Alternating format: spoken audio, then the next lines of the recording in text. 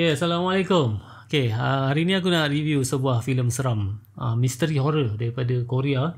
Filem yang dilakonkan oleh ada Choi Min-sik, ada Kim Go-eun, ada Lee Do-hyun dengan Yoo Hae-jin.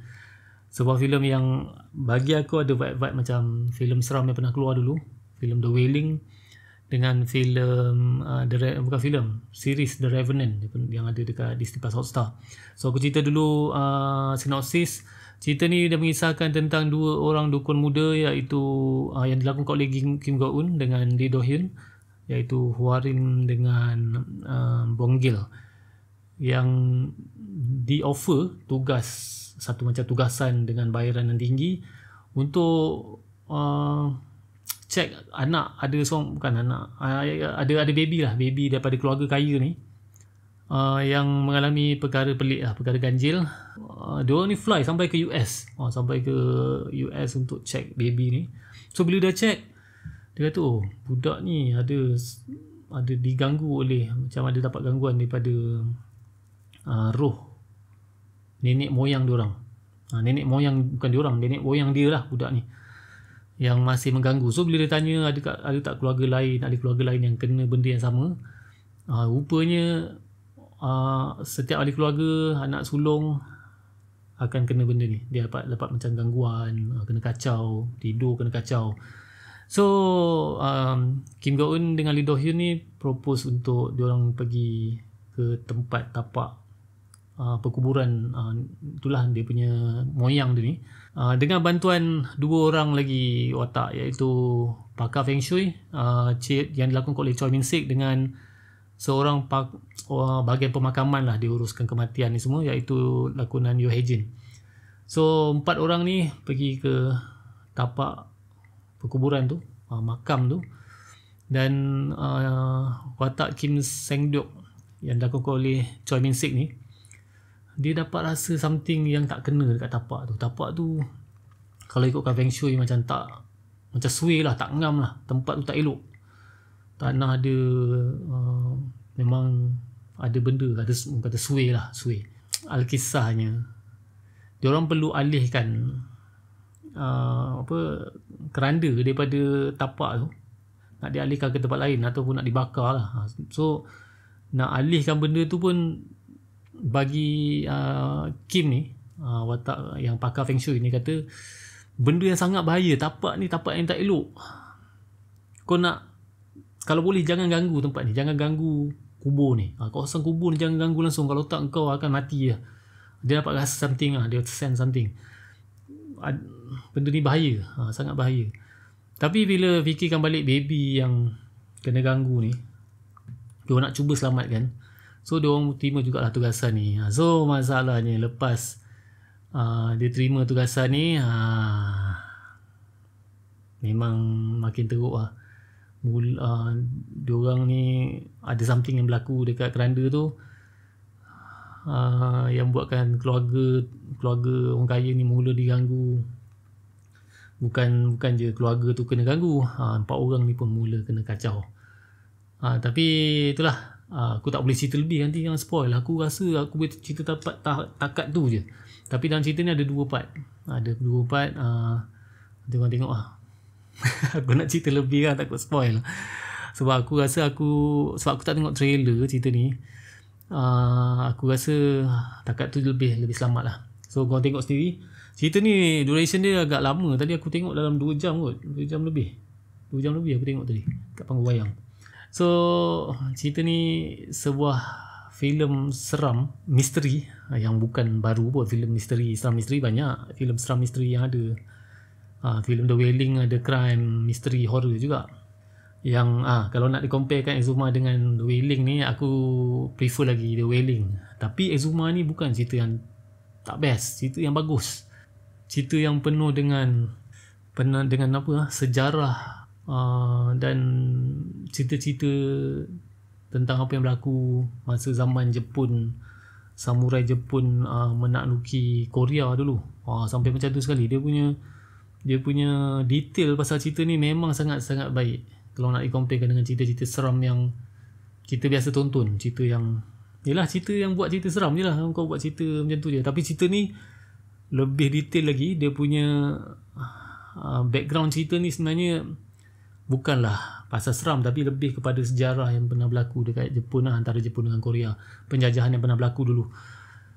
Dan cuma dia diceritakan dalam bentuk metafora dan dijadikan cerita misteri, genre misteri horror macam ni. Dan cerita ni dibuat dengan cantik lah, digarap dengan sangat cantik. Korang bukan sahaja akan enjoy jalan cerita dia, malah dia punya karakter-karakter dia. Dan lepas korang tengok cerita ni satu benda yang special lah tentang cerita ni, Exuma ni. Cerita ni dia akan berjaya disebabkan apa yang dibualkan selepas korang habis tengok cerita ni. Apa yang jadi sebenarnya, apa maksud benda ni, apa maksud scene ni, apa maksud siapa watak ni, apa yang jadi sebenarnya. Benda-benda tu korang akan bualkan selepas korang habis tengok cerita ni. Ni yang akan berpanjangan, yang buatkan orang lain pun akan teruja nak tengok dan nak tahu apa benda yang misteri sangat yang korang semua nak borak-borak pasal cerita ni. Ni lah dia cerita Exuma. Dia sama macam cerita The Wailing, tapi itulah, cerita ni ada keistimewaan dia sendiri. Aku tak cakap cerita ni bad, cerita ni memang sebuah filem yang bagus. Lakonan yang padu lah, memang padu, especially lakonan Kim Go Eun ni. Kim Go Eun memang mantap. Ada satu scene dia tengah buat ritual masa sebelum kubur tu dikorek tu. Memang mat. Aku tengok dia menari, dia dah macam tak tahu, dia menari tu takut tu aku tengok. Lepas tu satu lagi, ada satu scene, aku tak tahu kalau korang dah tengok, perasan ke tak. Scene tu masa ada hantu berlaku. Aku tak nak cerita detail pasal hantu ni, tapi scene pada waktu malam, dia tengah tengok keranda tu, ada something happen kat keranda tu. Tiba-tiba dia dengar bunyi kat belakang. Dia tunjuk close up kat muka dia tau. Kat sini dia punya meremang, merinding. Meremang belum apa, merinding, goosebump. Nampak muka dah. Aku tak tahu tu mungkin kamera effect ke apa, CGI ke apa. Tapi masa tu aku pun sebab aku nampak benda tu, aku nampak macam dia punya bulu roma dia naik. Memang dahsyat lah. Benda tu pun bagi efek kat aku masa tu. Sebab dia part tu agak seram juga, menakutkan. Lepas tu tambah pula dengan visual dan sound. Aku dengan aku pun bulu roma naik masa tu. Aku rasa. Tapi yang best satu lagi benda yang menarik tentang cerita ni, macam mana penggunaan muzik yang kena dengan, macam kena lah, dia macam blend well lah. Sound yang nice, sound effect ni pun memainkan peranan. Sebab filem ni dia bukannya, dia tak main dengan jump scare, dia tak main dengan makeup hantu yang menakutkan. Dia tak main macam cerita-cerita, yelah, tak adalah main pocong, tak adalah main pontianak, tak adalah main apa-apa vampire muka takut semua ada gitar ring, tak ada. Dia lebih bermain dengan music, sound effect, scene tu sendiri, dan karakter tu sendiri lah. Karakter, bawaan karakter tu, lakonan karakter tu sendiri yang buatkan cerita ni dia deliver benda tu dengan bagus lah. Macam mana part yang menegangkan tu, betul-betul menegangkan lah. Betul-betul menegangkan. Aku tengok masa first half of this movie still okay lagi. Aku ada part yang seram tapi still okay. Tapi masuk second half, mat, ni apa benda lagi ni? Apa benda yang ada menegak pula ni? menegak aku tak nak spoil, korang tengok sendiri apa benda yang menegak pula ni. So sebuah filem yang bagus lah. Sebuah filem horror misteri yang sangat-sangat cantik, yang aku suka. This is one of my favourite. Kalau korang suka filem-filem yang selalu komen cerita ni tak seram lah, cerita ni mungkin bukan untuk korang lah. Cerita ni lebih sebab dia tak ada hantu-hantu yang menakutkan, tapi cara dia deliver cerita ni menakutkan lah, dengan cara yang halus. Dia suap kita slow-slow, tapi bila sampai masanya, apa tu dia macam menegangkan, menakutkan. Itulah. Dan lepas tu apa lagi aku tak kata tadi pasal lakonan setiap pelakon ni. Lakonan Kim Go-eun ni memang mantap, dan Choi Min-sik, lakonan salah satu lagi pelakon dalam filem ni yang penuh berkarisma. Aku rasa semua rata-rata dalam filem ni dia punya cast semua memang sangat-sangat awesome lah. Semua ni ada karisma, ada karisma sendiri. Tapi Choi Min-sik macam ayah dalam filem ni, dia pun bagi benda yang baik. Dan aku suka mesej dalam cerita ni. Dia macam memang betul macam satu metafora tentang apa yang berlaku, trauma yang berlaku kepada orang Jepun, bukan orang Jepun, orang Korea selepas ditakluk oleh askar Jepun dulu, tentera-tentera samurai Jepun.